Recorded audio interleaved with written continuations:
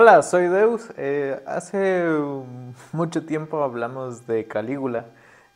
Precisamente la introduje como una película porno, así que pues otra vez guarda a tu abuela porque hoy vamos a hablar de porno, pero porno gatuno.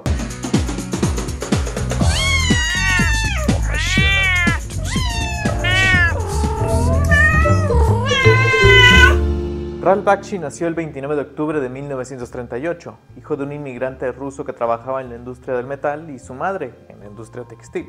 Este creció en Brownsville, Brooklyn, uno de los barrios con mayor concentración de gente afroamericana, pero que a lo largo de los 50s y 60s comenzó a establecerse como un barrio judío. De hecho, según las cifras, el 90% eran personas judías. Algo de este barrio era mejor remarcado por gente como Alfred Kassin, crítico de arte y que nació en el gueto, y que tras años de haber huido del lugar regresó para encontrarlo como un lugar sin esperanza que te quema el rostro en la niebla al momento en el que te subes al metro, en los rostros de los niños que a la edad de 10 años aprenden que Brownsville es la enfermería de tipos rudos y que caminan con cuidado como boxeadores a punto de enfrentarse en el ring.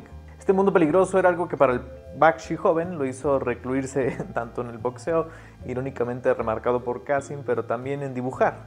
Y esto le sirvió bastante para el joven, que era una promesa no solamente en el hogar, sino a nivel escolar. Se terminaría graduando de la Escuela de Arte Industrial en 1956 y a unas semanas de haberlo hecho, comenzó a trabajar en el estudio de animación de Terry Toons, en donde animaría a personajes como Super Ratón y a Gandhi Goose. Su trabajo y calidad eran tales que para 1964 ya era director de animación. El director simplemente era el que recibía el audio grabado de la caricatura y unos storyboards que tenía que trasladar en fondos y animar, sin precisamente pues un control autoral. Esto pues, no era Warner Brothers. Pero el esfuerzo y dedicación que Bakshi hizo surtieron efecto.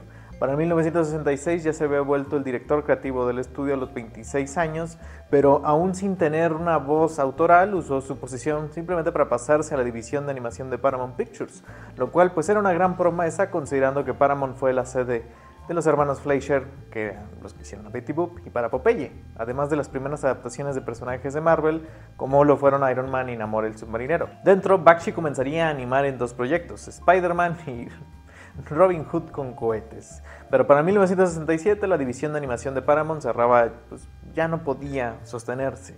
Eran muy graves los costos de producción, aunque no se notaban, ¿verdad? Bakshi intentaría recuperar lo que pudo cuando terminaba lanzando su propio estudio de animación y con la relación que tuvo con Steve Krantz, productor esencial de Paramount, que veía más que un optimismo en Bakshi, un tipo que trabajaba bastante rápido con lo que le dieras. Le dabas un bolillo y te hacía todo. De ahí que Spider-Man pues, se recuperase a pesar del cierre de Paramount, utilizando las animaciones de Robin Hood con cohete, y pues el resultado es algo que ya conoces por los horrendos memes que por la calidad del proyecto en sí y por el tema musical.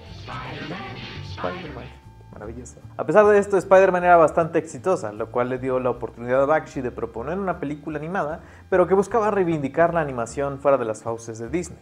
Lo primero que propuso fue Heavy Traffic, un proyecto de ensueño que tenía desde que era un adolescente y que resultaba autobiográfico, pero Krantz le propuso primero adaptar un material preexistente, algo que tomó literal cuando en una librería se encontró con un cómic de Fritz el Gato. Fritz el Gato era un personaje de Robert Crumb.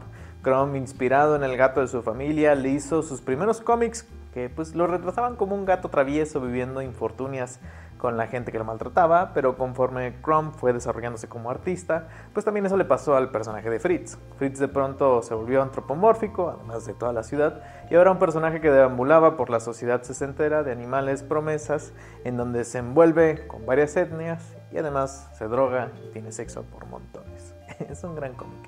Esto, de acuerdo a Bakshi, era lo que necesitaban, pero Crumb en un principio pues no accedió a vender los derechos de su personaje, y a pesar de la insistencia de Bakshi y Krantz, quienes incluso estuvieron una semana viviendo con el caricaturista, que si no lo conocen y ven el documental de Crumb pues es bastante raro, pues finalmente los derechos fueron accedidos gracias a la esposa de Crumb, con la promesa de obtener el 5% de las ganancias totales, y Fritz el Gato se anunció con bombo y platillo. Pero esto a la industria pues le escandalizó bastante. Hanna-Barbera, los que hicieron a Yogi, lanzarían un comunicado diciendo que es desafortunado que la industria tenga que recurrir a este tipo de películas para sobrevivir. Esperamos nunca estar involucrados en un proyecto similar, a lo que el estudio de Bakshi respondió mandando una nota diciendo, palabra por palabra, Así es como nosotros nos sentimos respecto a Hanna-Barbera. Tremendo. Fritz el Gato tuvo dificultades de inmediato porque ningún estudio estaba gustoso de dar dinero para una película animada para adultos. De acuerdo a Bakshi, la animación es esencialmente una palabra sucia para los demás distribuidores que piensan que solamente Disney tiene la exclusividad de dibujar un árbol. El presupuesto final de Fritz el Gato fue de $700,000 y esto fue obtenido gracias a Warner Brothers, probablemente emocionados con el éxito de Naranja Mecánica, lo cual en términos comparativos, pues el presupuesto es una basura. Nada cercano a un largometraje de esa época y ni siquiera dentro de los rangos presupuestales de comerciales de televisión animados que aproximadamente gastaban cerca de $15,000 por minuto. Para solventar este problema, Ralph Bakshi tuvo que cortar ciertos elementos dentro de su producción. Fritz el Gato no contó con revisión de celdas ni prueba de animación de lápiz, lo que significaba un efecto dominó. Los animadores no podían revisar el ritmo de los personajes en lápiz antes de pasarlos a celdas y estos tampoco podían supervisar las celdas hasta que terminaban siendo fotogramas, lo cual significaba que Fritz el Gato demandaba un tono casi perfeccionista a pesar de la crudeza de su animación. Cualquier dibujo era la apuesta de que si fallaban o no, en esto fallaba totalmente el film. También era apoyado por no contar con un estudio de grabación de voces tradicional. Todas las voces de Fritz el Gato fueron capturadas en el momento, incluso de parte de extras que eran grabados de manera secreta en bares o en casa de Ralph Bakshi, como lo fueran su padre conversando con sus parientes ortodoxos judíos. La asociación con Warner Brothers no duró ni la primera muestra, ya que Ralph Bakshi animó como prueba la secuencia de Harlem en donde Fritz tiene sexo con una cuervo en un basurero y para evitar controversias que los dejaron en shock, pidieron quitar las escenas de sexo y poner voces de actores del momento. Bakshi dijo que no y Warner Brothers desapareció con una pérdida de dinero que veían como una mala decisión. ¿Qué carajos iba a ver una película de un gato cochalón? Fritz el Gato recibiría apoyo de Cinemation Industries, que se dedicaban a películas pornográficas y explotativas, y además de un apoyo de inversión de Saul Zaentz a través de Fantasy Records. Si les suena el nombre de Saul Zaentz y han seguido la historia de producción del Señor de los Anillos a lo largo de todo este tiempo, les sonará. Fritz el Gato es una película ciertamente con problemas. Al adaptar del cómic de Crumb, lo que termina obteniendo es más de las experiencias de Bakshi que de una adaptación al pie de la letra de las intenciones del personaje original. El argumento sí es igual, pero el personaje es lo que cambia. Si Fritz se mostraba juguetón y reflexivo en el cómic, en la película es más un activo crítico sobre el sistema en busca de la realidad de Estados Unidos por el momento.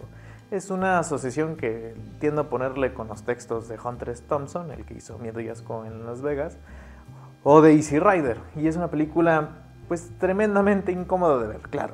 El principal asunto es la representación racial, y si bien Bakshi se siente que es capaz de representar a los personajes afroamericanos como cuervos, al establecerlos así es innegable de que está aludiendo a un protonarrativo bastante racial y antiguo que es el Jim Crow, algo que en su momento también fue motivo de controversia, pero que también me parece que es algo que hay que remarcar porque todos se le fueron a la garganta a Bakshi cuando ciertamente él era la primera persona en el campo de animación en utilizar a los estereotipos raciales, pero no precisamente para mostrar a los personajes negros como torpes, sino de que aquí los representaba y incluso presentaba una revuelta racial con la policía, algo que veía y que ciertamente nadie, los largometrajes nunca habían presentado este tipo de personajes sin burlarse. Warner Brothers los había presentado con anterioridad y muchísimo más ofensivos. Pero creo que esa es la intención de Fritz el Gato, incomodar y más precisamente por lo que tiene que decir de la sociedad norteamericana en el momento. No se presenta ni siquiera en algún establishment de izquierda o de derecha, es como muy ácido. Es una película que en ciertos momentos no frena en cuanto a la revisión de ideas religiosas o misóginas o de conflictos sangrientos y en todo momento se toma con seriedad, incluso alejando a la noción de que los personajes tengan elementos estrafalarios del mundo animal y presentándose casi como humanos. Algo que para el final es demasiado obtuso considerando que hemos estado viendo que los personajes pueden fallecer en el momento y que no afecta porque el protagonista tiene un final en donde explota pero no sufre consecuencias y no cambia de parecer. Es algo muy clásico en el cine de Bakshi, quien siempre estaba a las carreras contra el tiempo y el dinero. Lo que sí es maravilloso, por supuesto que lo es es la animación. Sorprende ver que tenga tanto estímulo visual, sorprende que alguien decida plantear a la urbe como lo que es una posilga llena de edificios sucios y rotos y orines por las calles. Y en sus mejores momentos, esta extravagancia sexual es bastante divertida y jovial, muy graciosa a veces. Encima de contar con un score y soundtrack de Ed Bogas y Ray Shanklin, bastante pegajoso, a pesar de robarse unos riffs de canciones de rock psicodélico de la época. Y también quiero remarcar el aspecto del audio, sí adquiere esta sensación cuasi documental y es maravilloso lo que Bakshi logró capturar en bares. O sea, las conversaciones que la gente tiene son muy curiosas de ver ya planteadas en la animación y que es algo que repetiría en varios de sus proyectos. El hecho de que fuera la primera película animada en tener la clasificación X fue una ruptura de audiencias para el medio, volviéndose la promesa de que la animación llegaría a tener proyectos más ambiciosos y que hablaban de temas adultos, algo que obviamente llegaría a pasar. Con la clasificación X, lo que los productores hicieron fue vanagloriarse de este hecho.